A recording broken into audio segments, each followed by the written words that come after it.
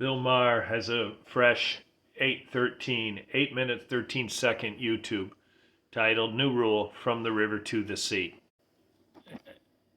I think it's so good and it captures my thinking about the Hamas Israel war. So I transcribed it the old fashioned way. I listened and I wrote. If just one person listens to my version and that same person wouldn't have listened to Bill Maher's version, then I think I've accomplished what I was hoping to. Mine will also be a little faster because there's no pausing for clapping. His is better because it's his own work and because he has visuals. This is a magical time of the year. Maybe what we really need right now is a good dose of reality. I see nativity scenes out as you always do before Christmas, and I can't help but thinking about where that manger really is. It's in the West Bank, on Palestinian land controlled by the Palestinian Authority. In 1950, the little town of Bethlehem was 86% Christian, and now it's overwhelmingly Muslim. That's my point tonight. Things change. To the 2.3 billion Christians, there can be no more sacred site than where their Savior was born. But they don't have it anymore. And yet no crusader army was gearing up to take it back. Things change. Countries, boundaries, empires. Palestine was under the Ottoman Empire for 400 years. But today an Ottoman is something you put under your feet.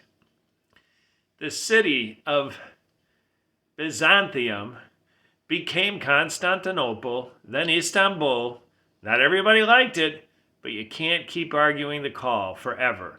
The Irish had the entire island to themselves, but the British were starting an empire, and well, Irish lost its tit.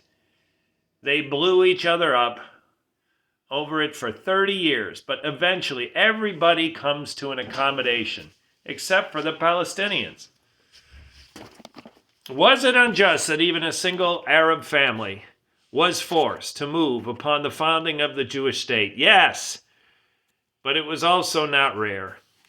Happening all through history, all over the world, and mostly people make the best of it. After World War II, 12 million ethnic Germans got shoved out of Russia, Poland, and Czechoslovakia because being German had become kind of unpopular. Million Greeks were shoved out of Turkey in 1923, and million Ghanaians out of Nigeria in 1983. Almost a million French out of Algeria in 1962, and nearly a million Syrian refugees moved to Germany just 8 years ago. It was not a perfect fit. No one knows more about being pushed off land than the Jews, including being almost wholly kicked out of every Arab country they've lived. And yes, TikTok fans, ethnic cleansing happens both ways. In Fiddler on the Roof, the family is always moving to stay one step ahead of the Cossacks. But with the deal, they're trying to stay one step ahead of the Cossacks. But they deal with it. When they're moving from Anastasia, Bill rehearsed, I didn't. They say, hey, it wasn't very good anyways. Like other countries don't have roofs we can fiddle on. Now that's how they really felt. But they were coping. They coped because sometimes all you can do in history is brutal. History is brutal and humans are not good people. History is sad and full of wrongs, and you can't make them unhappen. Because a paraglider isn't a time machine. People get moved and yes, colonized, and nobody was a bigger colonizer than the Muslims. A Muslim army swept out of the Arab desert and took over much of the world in a single century. They didn't do it by asking. There's a reason the Saudi Arabia's flag is a sword. Kosovo, It's a cradle of Christian Serbia. Then it became Muslim. They fought the war about it, and in the 90s, but they stopped. They didn't keep it going. For 75 years, there were deals on the table to share the land called Palestine. 1947, 92, 95, 98, 2000, 2008, and East Jerusalem could have been the capital of the Palestinian state. And today, it might look more like Dubai than Gaza. Arafat was offered 95% of the West Bank and said, no. The Palestinian people should know your leaders and the useful idiots on college campuses who, with their allies, are not doing you any favors by keeping alive the river to the sea myth. I mean, where do you think Israel is going? Spoiler alert, nowhere. It's one of the most powerful countries in the world with a $500 billion economy, the world's second largest tech sector after Silicon Valley, nuclear weapons, and they like their bagels with smear. Get used to it. It's what happens to Palestinians today is horrible. And not just in Gaza, in the West Bank too. But wars end with negotiation. And what the media glosses over is it's hard to negotiate when the other side's bargaining position is you all die and disappear. I mean the chant from river to the sea. Yeah, let's look at the map. Here's the river and here's the sea. It means you get all of it and not just the West Bank, which was basically the original UN partition. Deals you rejected because you wanted it all and you always have, though it's indisputably, it's also the Jewish ancestral homeland. And so you attacked and lost and attacked and lost and attacked again and lost. As my friend Dr. Phil says, how's that working out for you? Look at what Mexico used to own, all the way up to the top of California, but you don't hear Mexicans out there chanting from the Rio Grande to Portland, Oregon.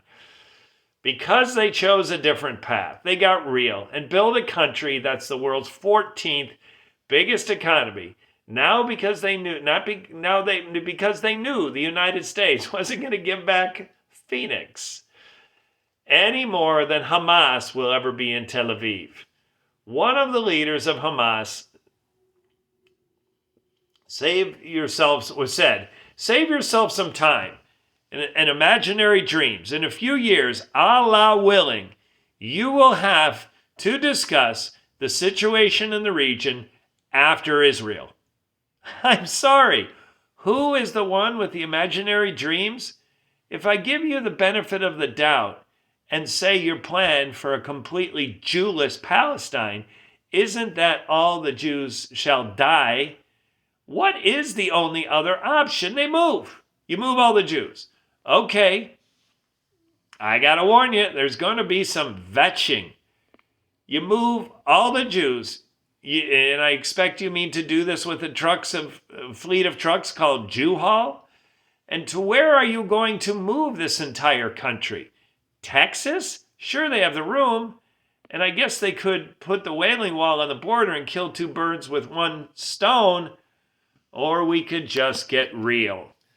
Amigos, amigas, anyone still listening? Again, I did this. It's a Sunday. I've got time on my hands, but I still spent hours doing this. And I did it for one reason. I think it's valuable. And I think maybe, just maybe, someone will listen to my version who would not listen to Bill Maher's version. It's sloppy. He uses a few words that I don't know, and I don't think I have them spelled right. And I think they're Yiddish. I could look them up, but I've already got too much time in this. It's consistent with my thinking about Israel and Palestine. And I thought instantly when people were chanting from the river to the sea, it took me a few minutes to understand what they were saying and realized it was unrealistic, unhelpful, dangerous, stupid. And Bill's more articulate, more research, more scripted, professional version is kind of what I would have liked to have written if I could. This is beyond my ability. Thanks for listening. Ciao. Tom Duty, middle-aged American living in New Jersey near the Lincoln Tunnel. Bill Maher has a fresh 8 minute 13 second YouTube titled New Rule From the River to the Sea.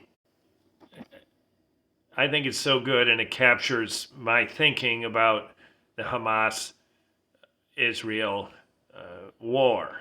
So I transcribed it the old-fashioned way. I listened and I wrote. If just one person listens to my version and that same person wouldn't have listened to Bill Maher's version, then I think I've accomplished what I was hoping to. Mine will also be a little faster because there's no pausing for clapping.